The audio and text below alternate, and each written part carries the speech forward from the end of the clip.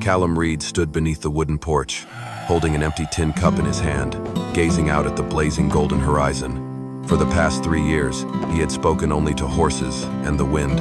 Every single day was the same. Wake up, fix the fence, feed the livestock, then quietly watch the sun fade away. That evening, 2 riders appeared. From afar, their silhouettes grew larger, taller than any man he had ever seen.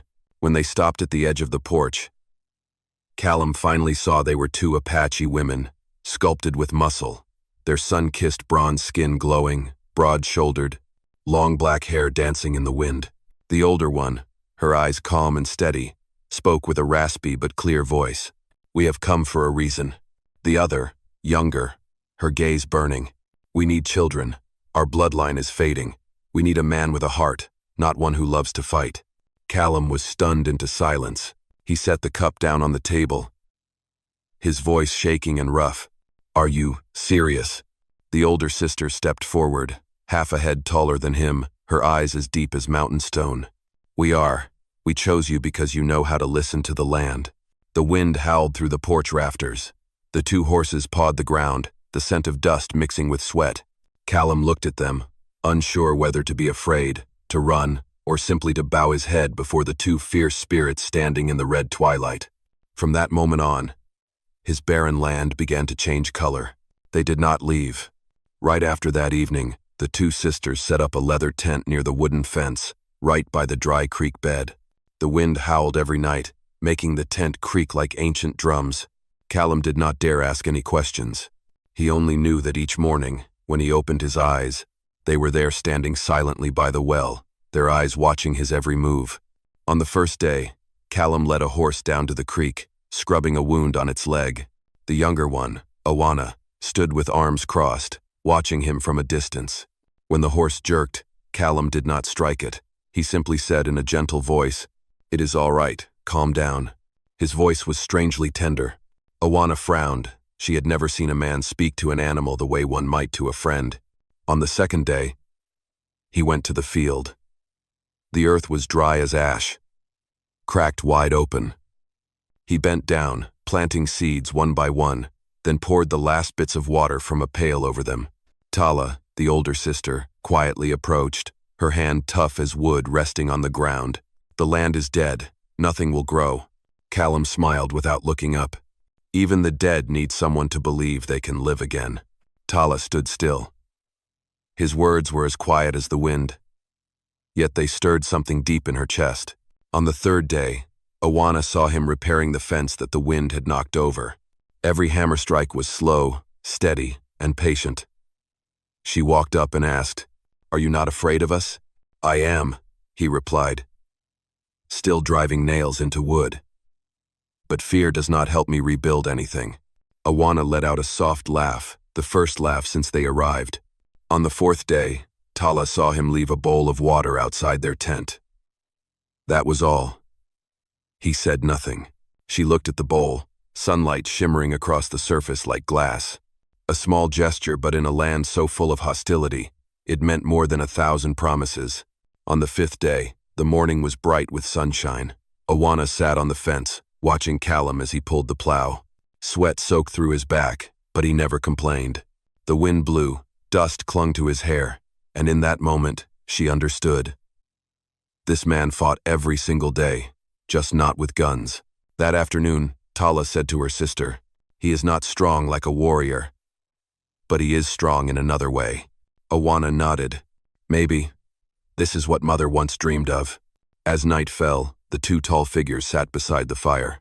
Wind wove through their hair, smoke mingled with sweat and sand. They no longer looked at Callum as prey, but as a small flame still burning in a land where all hope had turned to ash. On the 6th morning, the sun rose red as blood.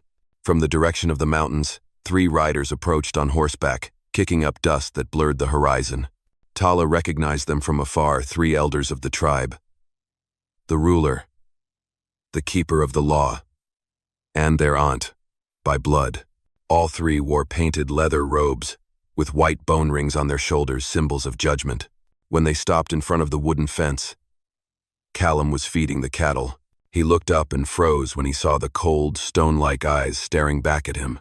Awana stepped in front of him, placing a hand gently on her sister's shoulder. "They have come for us." The eldest elder, hair silver like mist, voice booming like a drum, spoke.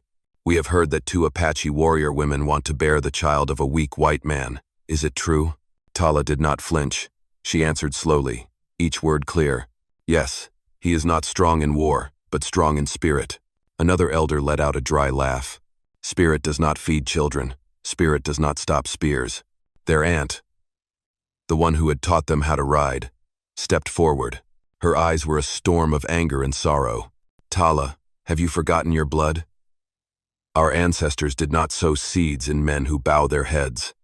Callum took a step back, feeling like he should not be hearing this. But Awana turned to him, her voice low but unwavering. "Some bow their heads out of fear. Others bow to plant a seed." Her words silenced the air. Only the wind hissed through the fence.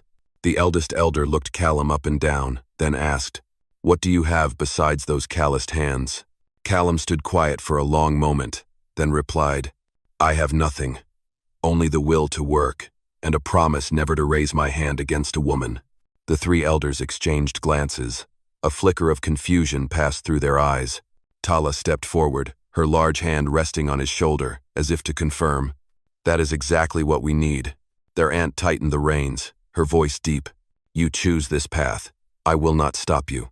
But the desert wind does not shelter the weak. If he falls, do not weep." With that, they turned their horses and rode off into the red dust. That evening, Callum stood still, watching the trail of dust fade from the sky. The 2 towering women remained, but the look in their eyes was no longer a challenge, it was a promise. Beneath the dry earth, another seed had been planted, not with water, but with the belief that true strength can take the shape of gentleness. That afternoon, the sky darkened like a blanket of ash draped over the valley. Clouds curled like beasts. Thunder and lightning tore across the heavens, heralding a storm unlike any they had ever seen. Callum was gathering firewood when he heard Tala shout, "The storm is coming! Lock up the barn!" He sprinted, the wind slashing at his face, the smell of dust and electricity burning his lungs. The livestock cried out in panic. The roofing boards rattled and groaned. When the first crack of thunder struck, the rain poured down in sheets. A wide tear in the porch roof let water pour straight onto the dining table, soaking the map and the old photograph of his father. Callum looked up, rain lashing his face, and whispered, "If I do not fix this, the whole house will rot." Tala stepped forward, voice firm, "Do not be foolish. In this wind, climbing up there is a death sentence." Awana held the door tight, her hair soaked, shouting through the storm, "No one is forcing you." But Callum had already tied a rope around his waist and was climbing the shaking ladder. The wind howled through the cracks in the shingles. Rain whipped like lashes. Each step he took made the ladder tremble as if it might snap. His hands shook, frozen to the bone, but he held the hammer, driving nails with the last of his strength. Below him, Tala gripped the ladder tight. Awana stood with arms wide, ready to catch. A flash of lightning lit the scene, the 3 of them caught in the fury of nature. A small man, bracing himself against the storm. 2 towering women, shielding him from the wind. Tala shouted through the rain, "Are you afraid?" Callum answered, breath ragged, "Of course I am, but fear won't keep this roof dry." He drove in the final nail and collapsed, shoulders trembling, water pouring off him. Awana caught him just in time, her large hand wrapping around his back, strangely warm in the freezing cold. The 3 of them sat down, breathing hard, staring at the roof now holding firm. Tala looked at him, her eyes completely changed. "You are not strong, but you do not give up. Even the wind respects a man like that." Callum said nothing. He simply smiled, exhausted. Eyes on the roof, slowly drying. In the sound of falling rain, Awana whispered, as if to herself, "Maybe this is the kind of strength the land has been waiting for." Outside, the storm kept roaring, but inside that small house, a new kind of faith had taken root, sturdier than wood and nails. Thank you so much for being here. If this story brought back memories of dusty afternoons and the sound of hooves echoing in your heart, consider subscribing to my channel, so that each day we can sit together again. And I will tell you one more tale from the West. 3 days after the storm, the valley dried once again. The cracked earth still held the scent of dampness, and a gentle breeze carried the smell of fresh grass. Callum was tying up a section of the fence when he heard the sound of hooves in the distance. Tala looked up, her voice low. "He is here." From the horizon, Dakota appeared. A young warrior, shoulders broad as wooden pillars, bare chest painted red, a bow and dagger slung across his back. With every step his horse took, dust rose like smoke and fire. When he stopped at the gate, his gaze was as cold as a blade drawn from its sheath. "This weak man," Dakota said, pointing straight at Callum, "has stolen our bloodline. I am here to see if he deserves it." Callum did not respond. He simply set his hammer down and wiped the sweat from his brow. Tala stepped forward to intervene, but Callum shook his head gently. "It is all right." Awana moved closer, her voice sharp. "Dakota, this is not a battlefield." But he only smirked. Where there is honor, every place is a battlefield. Before anyone could stop him, his fist came flying. A blow fast as lightning landed on Callum's cheek. He staggered, blood at the corner of his mouth, but did not fall. Tala screamed, "Enough!" But Dakota stood still, staring at the wiry man now wiping blood with his sleeve. Callum looked up. His eyes held no hatred, no challenge, only a calmness that seemed to still the wind. His voice was hoarse but steady. "If I am weak, why do you need to prove it?" The question made Dakota freeze. His fist clenched, then relaxed. He exhaled hard. A moment later he nodded slowly. "There is no need for another blow. You have already won." Tala and Awana stood in silence. In that moment, there were no victors, no defeated, only men and women of a harsh land, learning that strength is not always in muscle. Dakota mounted his horse and said quietly to the sisters, "If the tribe asks, I will say he is worthy." Then he turned and rode off, his horse kicking red dust into the sky.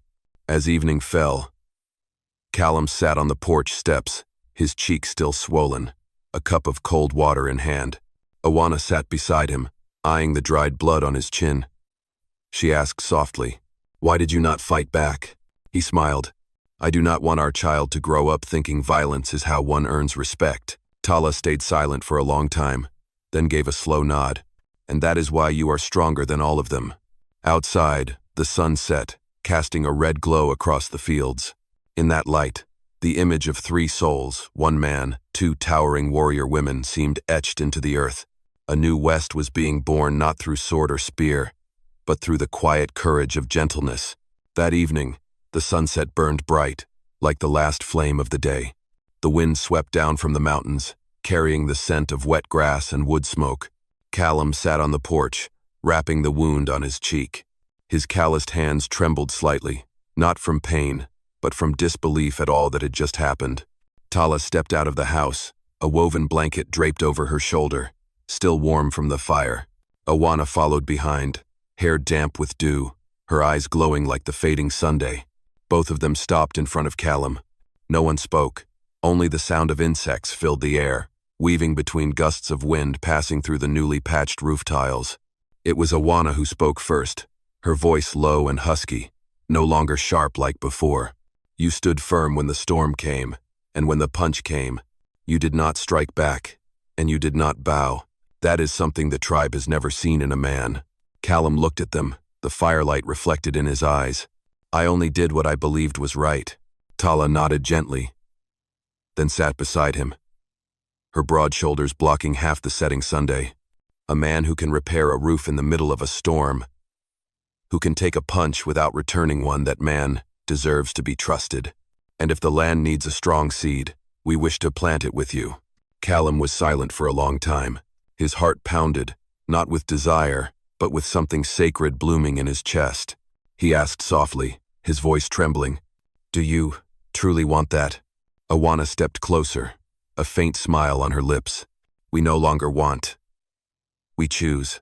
In that moment, there was no need for ceremony, no need for witnesses. Only the sunset, the wind, and 3 tired souls who had found one another on barren ground. Callum stood, looking at the 2 tall women waiting in the red light of dusk. He spoke slowly, clearly, voice rough but certain. "I say yes." There was no cheer, no music. Only the soft smiles of 2 warrior women, light as breath. Tala gently placed her hand on his shoulder. "From now on, This house belongs to the three of us. Every stone, every seed, will carry the same name. 7 weeks later, the corn bloomed gold. In the small house on the prairie, morning light streamed through the window, casting a glow over simple things and the quiet breath of new life arriving. Awana smiled, her hand resting on her belly. She whispered, "Maybe the wind heard our prayer." Callum replied, his voice raspy but tender, "No. Maybe the land did." Outside, the prairie had turned green again after the long dry season, and beneath that earth, something new was beginning sprouting from three souls who thought they were lost, but found each other through trust and kindness. Early in the morning, mist still blanketed the fields. The wind whispered gently through young corn, just beginning to seed. Callum was starting the fire when Tala stepped out of the house. She placed a soft hand on his shoulder and said quietly, "Someone is coming." From afar, 3 riders approached at a slow pace. This time, there were no swords, no shouting, only the soft jingle of reins and the faint scent of smoke in the breeze. Awana recognized them instantly, the 3 elders. Their aunt led the way, still wearing the same painted leather coat, but her face no longer held the hardness it once did. When they arrived, she dismounted and looked around the small wooden house, the green cornfield, the cattle grazing in peace. There were no signs of violence or chaos, only the quiet breath of real life. Callum stood up and greeted them with a raised hand, his voice low. "Welcome. I did not think we would meet again." She did not answer right away. Instead, she walked slowly toward Awana and let her gaze settle on her belly, where new life was beginning to grow. A long silence followed. Then, from a leather pouch, she pulled out an old silver bracelet, worn and faded, etched with the symbols of wind and Sunday. "Our grandmother's bracelet," she said, voice deep and gravelly, "passed down through generations only to the one through whom the bloodline will continue. Today, I give it to you." Awana stood frozen, eyes glistening. Tala knelt, her head bowed.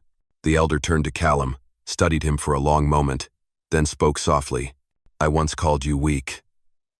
But the weak do not make 2 Apache warrior women lay down their spears. The weak do not grow corn in dry soil." She took the bracelet, stepped forward, and slid it onto Callum's wrist. Her hand trembled, but her gaze was steady as stone. "From this day, you are no longer an outsider. Learn our language, so this child may grow hearing 2 voices, the voice of the land and the voice of the wind." Callum bowed his head, voice tight with emotion. "I will learn, I promise." The entire valley seemed to pause. A breeze drifted through the corn, the rustling leaves whispering their blessing. The old woman gently touched Awana's belly, then smiled. "The blood of warriors, and the heart of one who loves that, is the strongest bloodline of all." The 3 elders turned their horses and rode off without another word. Callum stood watching, his hand closed tightly around the silver bracelet glinting in the morning Sunday. Behind him, Tala said softly, "They saw what we have known all along." Awana rested her head on his shoulder and whispered, "We are no longer alone." The sun rose higher, casting golden light over the roof, the fields, and the 3 of them standing side by side. And across the wind-swept plains, a new bloodline born of 2 worlds had been accepted as if it were a blessing from the earth itself. That spring came earlier than usual. White clouds drifted across a pale blue sky, and the cornfield in front of the house had already grown waist-high. For the first time, the sound of a baby's cry echoed through the dry valley inside the small wooden house where once only wind and loneliness lived. Awana gave birth to twins, a boy and a girl. The boy had his mother's deep brown eyes, and the girl wore Callum's gentle smile. Tala cradled the newborn in her arms, her gaze softer than ever. "The land has answered our prayers," she said. Callum sat beside her, gently touching the baby's forehead, his voice thick with emotion but warm. "And the wind brought them exactly when we needed them most." News of the biracial twins spread across the region. First came curiosity, then silence, and finally visits. Apache travelers paused to drink at the well. White settlers on the trail stopped to ask for a place to rest. No one asked who they were anymore. No one argued about skin or blood.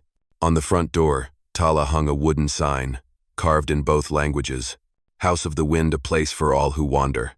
In the evenings, Callum taught the local children how to write. Tala taught them to cook and hunt. Awana planted corn and taught her children how to greet the sun each morning with an old Apache prayer. By the fire, Callum read them stories of the West, while the two towering women sat nearby, mending clothes and laughing. One evening, as the sunset bathed the valley in gold, Callum wrote the last line in his old journal. I once thought strength meant knowing how to fight, but now I understand strength is when a man dares to love, even when the world calls him weak. As the years passed, the House of the Wind became something rare on the border between two worlds. White folks, Apache, wanderers, the lost all could find shelter there, a hot meal, a cup of water, and a roof for the night. The mixed children grew up strong, speaking both languages, singing both songs. When they ran through the cornfields, the wind would rise in circles, kicking golden dust into the air, carrying their laughter across the prairie. Tala watched them and said to Awana, "We have kept the most precious thing of the Apache." Awana asked, "Our blood?" Tala shook her head, smiling. "No, our kindness." And as the sun set behind the distant mountains, Callum stepped onto the porch, holding the old silver bracelet. He lifted it into the wind and smiled. Because he knew where there is kindness, the wind will always return. In a land of dust and judgment, where the wind once carried both fear and silence, a few people chose to live another way. They planted kindness like corn, not knowing if the rain would come next season. Callum, Tala, and Awana proved that kindness does not need to defeat anyone. It only needs to leave no one behind. In a world of guns and storms, they chose gentle hands to rebuild trust. And sometimes, that quiet kindness is the strongest thing left in the Wild West. In the end, I simply wish you peace and happiness. I love you all from your friend in Wild West Storytelling. Tell me what you felt about this story in the comments below. Type the number 1 if you enjoyed it, and do not forget to subscribe for more dramatic tales from the Wild West.